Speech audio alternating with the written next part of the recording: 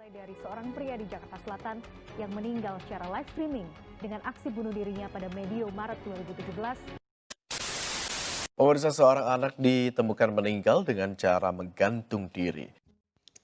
Indonesia menempati peringkat ke-114 di dunia sebagai negara dengan kasus bunuh diri terbanyak dan peringkat ke-8 di Asia Tenggara.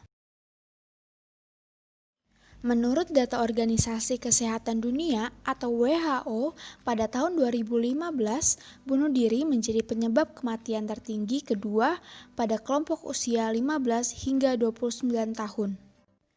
Terhitung pada tahun 2019, terdapat 1 dari ratusan juta penduduk di Indonesia melakukan bunuh diri setiap jam. Angka bunuh diri yang tinggi ini disebabkan oleh depresi atau gangguan pada mental seseorang.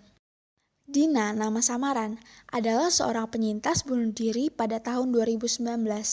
Ia berpikir pertama kali untuk bunuh diri pada tahun 2017 saat masih menginjak bangku SMP, dikarenakan depresi dan merasa harus menanggung masalahnya sendiri, serta penyakit mental bipolar yang ia miliki.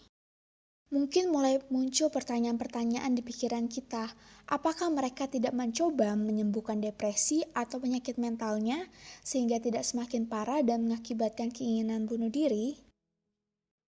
Menurut data Riskesdas, pada tahun 2018 di Indonesia dari 100% orang yang mengalami depresi hanya 9% yang berobat.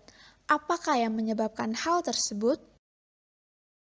Stigma menjadi hambatan besar bagi ODGJ atau orang dengan gangguan jiwa dalam mendapatkan akses dan perawatan yang berkualitas. Stigma adalah usaha masyarakat untuk memberikan label pada kelompok tertentu karena dianggap tidak layak. Karena kurangnya pengetahuan mengenai mental health, masyarakat seringkali memberikan stigma-stigma kepada ODGJ sebagai orang gila, sesuatu yang memalukan, kurang pengetahuan agama, cari perhatian saja, dan masih banyak lagi label-label negatif yang mereka dapatkan. Sehingga orang dengan gangguan mental health akan malu dan tidak mau berobat karena takut menerima stigma yang buruk dari masyarakat. Bahkan, tidak banyak keluarga yang tega memasung anggota keluarganya sendiri sebagai jalan pintas menyelesaikan penyakit ini. Untuk mengatasi tantangan ini, kami menginovasikan sebuah program yang bernama Remind Me atau Break Stigma with Technology 3D Hologram Education dalam rangka mematahkan stigma masyarakat dan membangun generasi muda yang paham akan pentingnya kesehatan mental. Terdapat 2 kegiatan inti dalam program Remind Me, yaitu yang pertama, mengadakan mata pelajaran mengenai kesehatan mental, dan yang kedua adalah pengembangan media pembelajaran.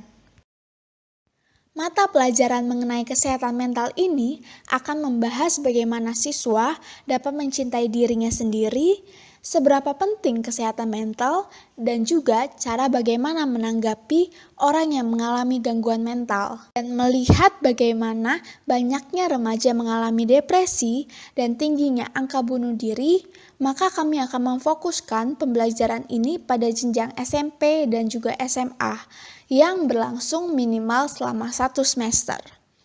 Program ini akan melibatkan lulusan-lulusan psikologi yang telah melakukan pelatihan sehingga siap memasuki dunia akademik sebagai pengajar yang profesional. Pengembangan media pembelajaran. Dengan semakin pesatnya perkembangan teknologi, kami akan menginovasikan sebuah media pembelajaran baru dalam rangka meningkatkan wawasan dan keefektifan pembelajaran. Kami akan memanfaatkan metode holografi dalam bentuk 3D hologram serta melibatkan berbagai psikolog dari seluruh dunia untuk menjadi narasumber dan mengisi materi pada pembelajaran. Dengan teknologi hologram ini, narasumber tidak perlu repot untuk datang ke sekolah secara langsung. Hologram akan menampilkan bentuk narasumber secara 3D dengan ukuran yang menyerupai aslinya. dan narasumber yang terhubung dengan hologram dapat langsung berinteraksi dan berkomunikasi secara dua arah dengan siswa ataupun guru. Sehingga walaupun hanya 1 semester, tetapi pembelajaran dapat dilakukan secara seefektif mungkin.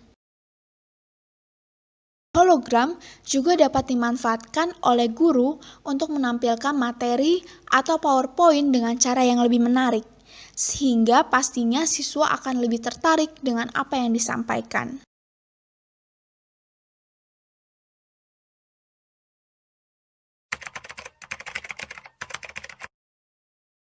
Saya sangat setuju.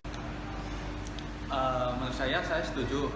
Nah, kita harus memberikan wawasan dan mengedukasi kesehatan mental sejak masa sekolah, terutama untuk para siswa SMP sampai SMA. Diharapkan dengan program ini, remaja-remaja Indonesia bisa lebih peduli dengan kesehatan mental dan juga dapat mematahkan segala stigma yang telah tersebar di masyarakat Indonesia mengenai kesehatan mental.